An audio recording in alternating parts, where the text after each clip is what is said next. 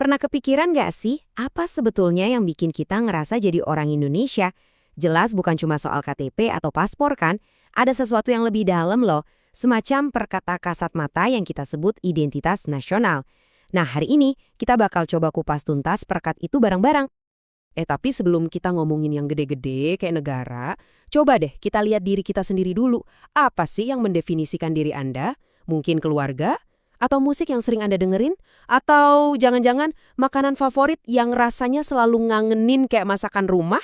Nah, semua kepingan-kepingan puzzle kecil itulah yang akhirnya ngebentuk siapa kita. Oke, sekarang coba bayangin konsep yang sama, tapi dalam skala yang jauh lebih besar.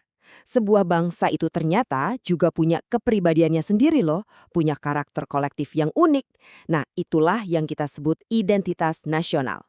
Intinya, ini tentang gimana sebuah bangsa melihat dirinya sendiri dan gimana dunia luar melihat bangsa itu.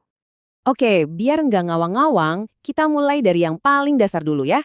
Di bagian pertama ini, kita coba bikin konsep yang mungkin kedengarannya abstrak ini jadi lebih gampang dipahami. Gampangnya gini deh, anggap aja identitas nasional itu kayak sidik jarinya sebuah negara. Unik dan gak ada duanya.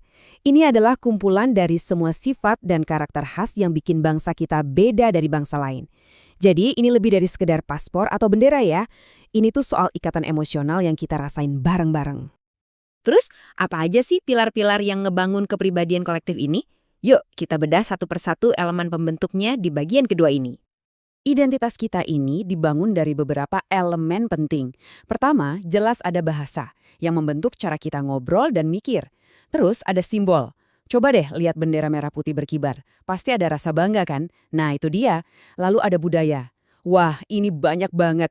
Mulai dari batik sampai rendang. Semua itu ekspresi jiwa kita. Tentu aja ada sejarah bersama, cerita perjuangan dan kemenangan yang kita warisi. Dan yang terakhir, ideologi seperti Pancasila, yang jadi semacam kompas moral buat bangsa kita. Nah, ini yang penting banget buat diingat. Identitas nasional itu bukan sesuatu yang simsalabim langsung jadi dalam semalam.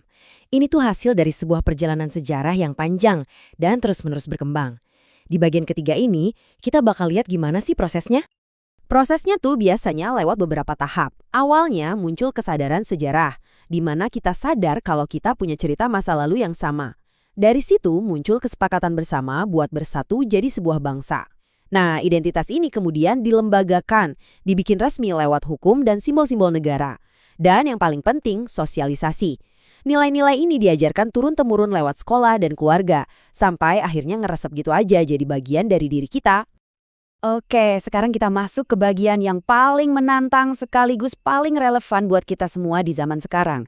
Gimana caranya identitas nasional kita ini bisa bertahan di tengah arus globalisasi yang kenceng banget, di mana dunia rasanya udah nggak ada batasnya lagi? Ini pertanyaan yang serius loh. Coba kita jujur, mungkin kita lebih sering dengerin lagu K-pop dibanding lagu daerah, atau lebih hafal nama superhero Hollywood daripada tokoh pewayangan.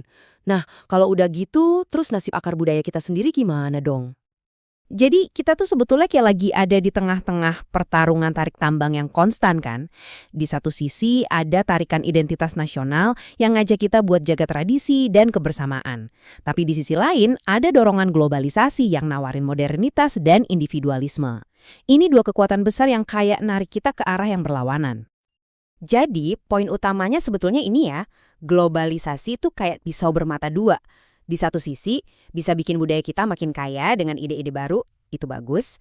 Tapi di sisi lain, kalau kita nggak hati-hati, keunikan kita bisa terkikis, luntur, dan akhirnya semua budaya di dunia jadi seragam. Terus gimana dong? Apa kita harus milih salah satunya? Ya, nggak juga. Mungkin solusinya bukan itu. Kuncinya itu justru ada di keseimbangan. Gimana caranya kita bisa tetap jadi Indonesia sejati dalam nilai-nilai kita, tapi sambil tetap terbuka menyerap hal-hal baik dari dunia luar. Jadi warga dunia boleh banget, tapi akarnya harus tetap kuat di sini, di tanah air. Nah, pertanyaan terakhir ini sengaja saya lempar ke Anda semua untuk jadi bahan renungan. Kalau melihat tren sekarang, menurut Anda, kemana sih arah identitas kita? Apakah tantangan global ini bakal bikin kita makin erat pegangan sama jati diri?